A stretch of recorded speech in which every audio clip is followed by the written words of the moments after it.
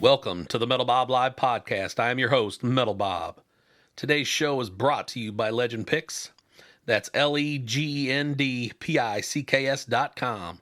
Visit Legend Picks for all your custom guitar pick needs. And also artist Jeremiah Kalleck. You can find him on Instagram at JJKALLECK. There you can find his art, videos, and more.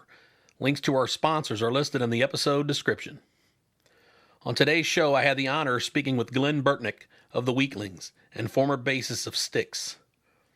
We talk about his current band, the Weeklings, and also his time in Styx. So sit back, have a listen, and enjoy the show. Thank you.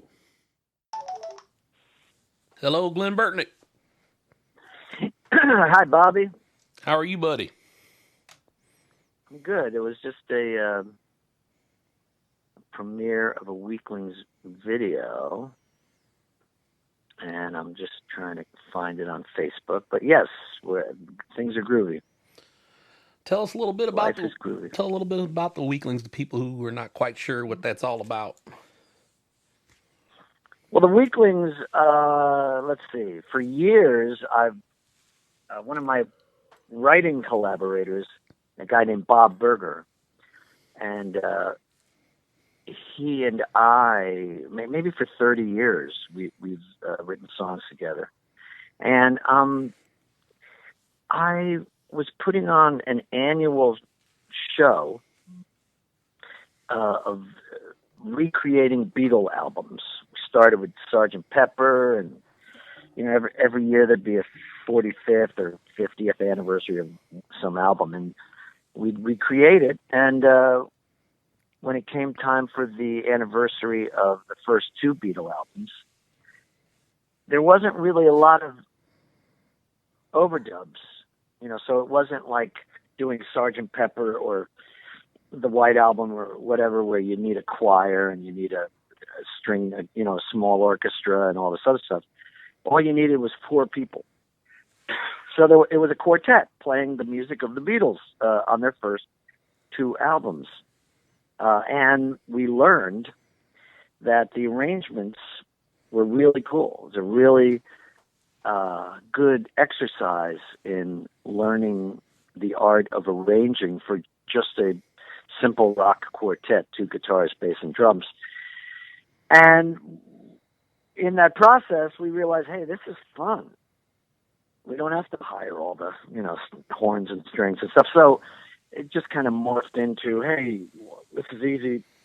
Let's just get the four of us together and we'll go play a couple of gigs playing all Beatles songs. And then it turned into, why don't we make a record of us doing some of these Beatles songs? And then it turned into, why don't we write a few of our own songs that fit into these Beatles songs? And then it turned into, let's do some really rare Beatle music that people don't know. So the Weeklings are some kind of, you might say we use the Beatle template, and but nevertheless we're grown-ups.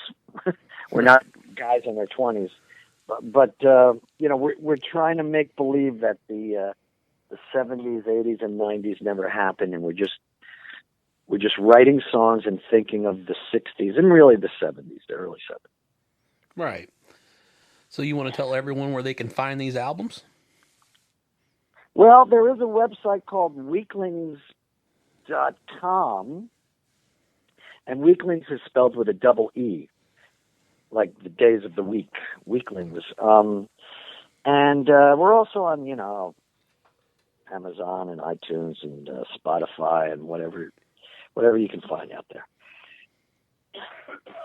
Perfect. So this question that I had for you, and I know you've been involved in lots of projects over the years, and one of the bigger ones was Styx, and I was just kind of curious myself how that became about for you. How did you end up in Styx?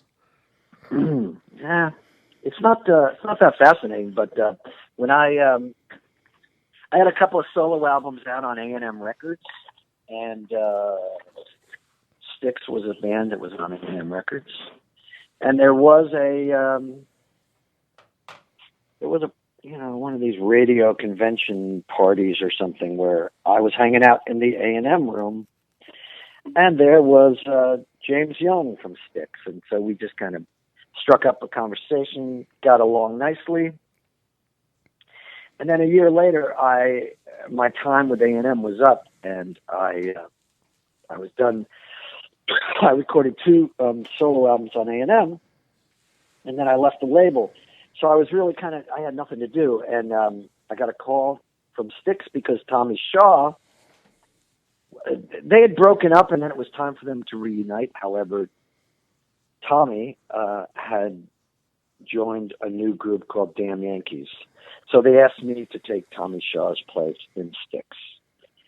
So we made 1 album, and we did a tour, and I wrote a bunch of songs for that album, and it was somewhat successful. And then Tommy came back a couple of years later, and then the band again kind of split up and then got back together. But Chuck Panazzo, the original bassist, was ill, and I was asked to take his place as bassist. So I was back singing some of the songs I had written with Styx. I was just playing a different role. I was playing the bass instead of one of the guitars. So, whichever hat they needed, I would, I guess, it was fun. I used to call it playing rock star because Styx has a really mighty following all over the United States and other places in the world. And so we'd get up there and I'd sing these songs and the audience would go nuts. And it was as if I was, as if I had a part in creating those songs, but I didn't have a part in creating that many songs. Well, I did the album that you did, The Edge of the Century. I always really enjoyed that record. There was really some great anthems on that. I mean, when you guys played those live, they were just ass kickers, man. Right? They fit right in. Well, thanks. Yeah, it was a pretty cool record. And I'm proud of that. And I'm also proud of, there's another studio album I was on. I was on a bunch of live records too, of course, and greatest hits and stuff. But on Cyclorama was another one that I had a lot of writing on. So, right. I felt good about being included and doing my best. The Edge of the Century album, it's based on a song of mine. It's my title track, and so it was. They gave me enough rope, and I had fun. And you also you guys did a couple of your solo songs, if I'm not mistaken, from time to time when you were doing Styx gigs. I wanted to say Kiss Your Ass Goodbye might have been one of them that you would. Well, that was really, that was first recorded. I first recorded it with Styx. Oh, okay. So, yeah. And then later I did my own version of it. But yeah, I know we did like an unplugged segment of the show. Okay, you want to elaborate a little bit on how you got into the business to begin with? I know you were originally a solo artist.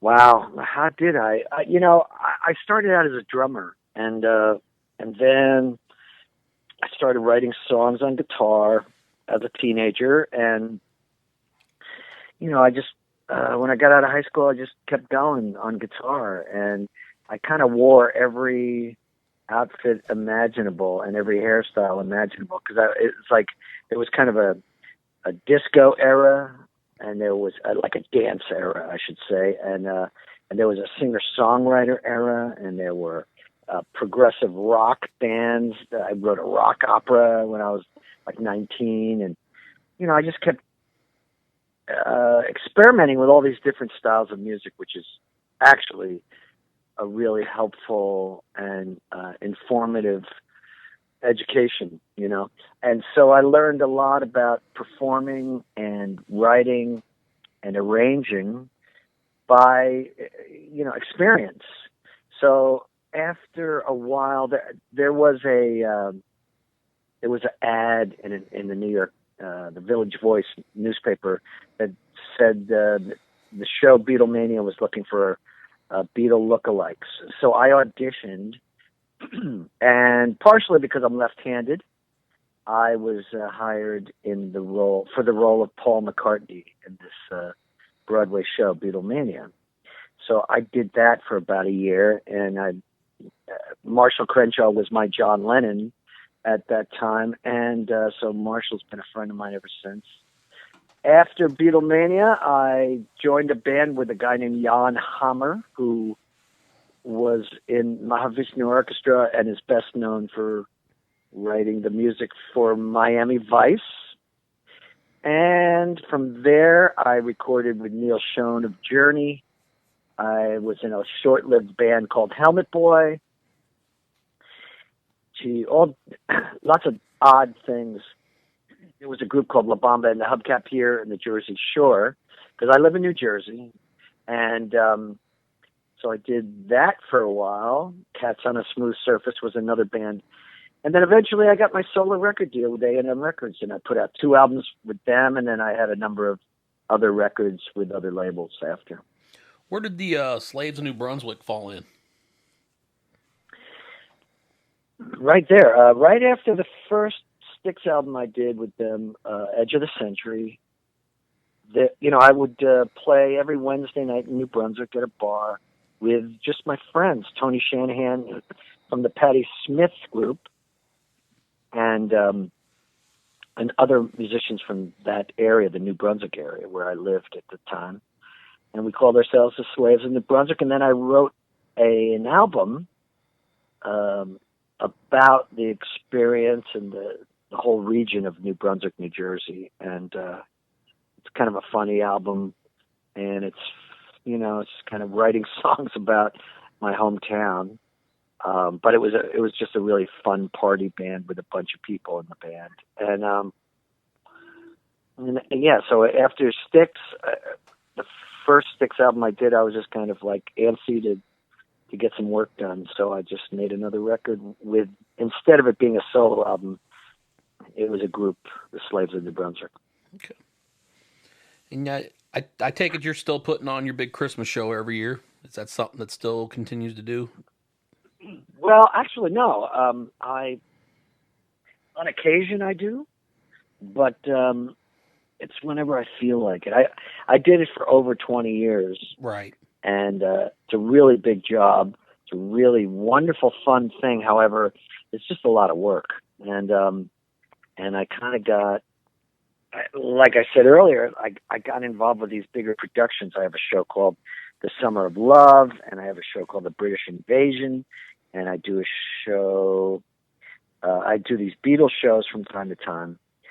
And they're big productions, like the Christmas show, big productions with choir and orchestra and light show and all this stuff. And, it just gets, after a while, we raised a lot of money for great charities, worthwhile causes, but I don't always do it. It's when the mood hits me. It's not unlike throwing a party. Do you throw a party every year, or do you do it when you're in the mood to throw a party? And that's pretty much my party every year, or every other year, something like that. Right. My first experience with you was, I remember you doing a show in Clinton, Iowa with Dennis DeYoung. And I think you had already done the Edge of the Century album, and Styx had kind of done its thing. And I'm not sure if you were in Styx at the time, but I know that you eventually, after I'd seen you there, I did see you perform with Styx. So I know there was a little gap there where you were in Styx, you weren't in Styx. Is that correct? Yeah, that sounds right. I did pop in and out of that band a couple of times. Okay. So there were middle periods, and before, middle, and after. I remember seeing you at that show, and then I was, you did some of your solo stuff, and you and Dennis got out there and did a couple together. So, I was hooked ever since. So then I got out there and I discovered, your solo albums and all that stuff, and really started getting into all that stuff. And then I realized that, you did the Anheimer thing, and, you've been involved in quite a bit. Well, I've been fortunate in that I've made, my living doing something that I really love. I love music, and I've managed to exist, as a songwriter or as a live musician or as a member of a band or as a solo artist. I mean, I've worn as many hats as I could find, and I've enjoyed the ride. Absolutely, and you've done a great job, if I might say. So, also, I was going to ask you too. I know things are a little different right now. How are you handling the whole being kind of quarantined and not being able to perform and all that? It's pretty amazing. It's just surreal and it's dystopian and just nothing to really compare it to other than science fiction movies I've seen. It's but again, music is a helpful way to get through it for me, and I've been doing a daily. I'm calling it isolation song du jour. So what I do is I record. I just kind of sit down with my guitar or piano and sing a song. Today we just released one with the Weeklings doing one, and so just every day I try to put out another song on social media, and that's kind of keeping me sane. Yeah, I know a lot of the guys I've been talking to here lately. We're all kind of going through the same thing and just trying to stay busy and hope that they can get back out there sooner than later. Yeah, there is a big question, where do we go from here? And will people be in the mood for going to see live music in large groups of people? Right. It's quite a new normal we have right now, and there's no way of knowing how we're all going to feel because we really don't know how long this is going to last and what the outcome is going to be and how easy it is, to adjust. True. It'd be interesting to see how different people are after this is over too, and seeing how hopefully everybody will have a little more respect and treat people a little bit differently when this whole thing's over. Also, I like that idea. yeah, that'd be great. So yeah, and another thing I had, Welcome to Hollywood, and that was a pretty big project that you had put together at one time, and that's the one that I really got into listening. That had a little bit of everything on it, man. That was quite a collaboration of tunes. Yeah, well, thanks. Yeah, that was an ambitious project of mine, and I just I touched on all kinds of music. I do have a broad love of music and all different styles, and I touch on a lot of different types of music on that album. But that's one of my many solo albums. Yeah, that's my favorite one. That's the one that I like to spin when I listen to you. But I love all your stuff, man. You do a great job. And is there anything else you would like to add? Anything else you're promoting? Anything else you're involved with outside the music business? Not really. For the most part, what I do is make music with the Weeklings and by myself and whoever. I'm just enjoying life and playing music and